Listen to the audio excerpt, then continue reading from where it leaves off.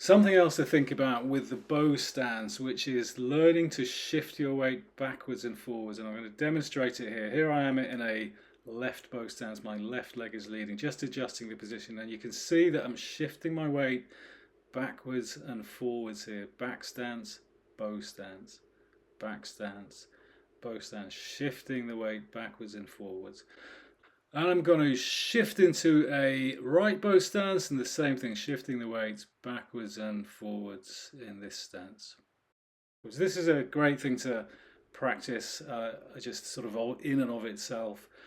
As you can see in a bow stance, my feet aren't moving here. I'm concentrating on sinking and shifting forwards and shifting backwards. The feet stay where they are all the time. Now, this is why it's important. This is a movement called grasp sparrow's tail.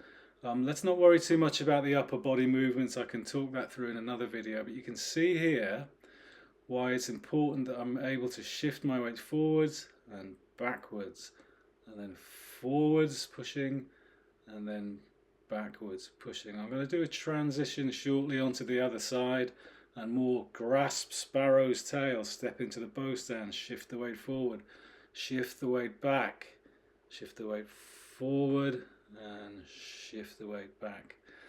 The upper body movements here are transitioning back to a right bow stance, hold the ball, ward off, roll back, shift back, press, and push.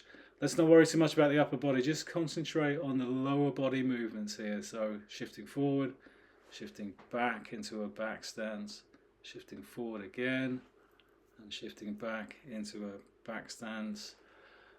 And one more time, hold the ball, shift forward, shift the weight back, shift the weight forward, and shift the weight back. It's a bit like being a kind of pendulum.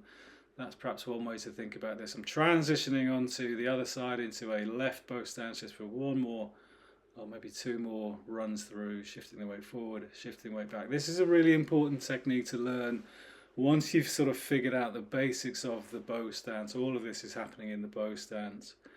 And it's very important. Everything in Tai Chi is about being grounded. It all starts with one's connection to the floor. So that's why it's important to have a really, really strong stance. Finishing up, back into Tai Chi stance. And there we go. Backwards and forwards with the bow stance.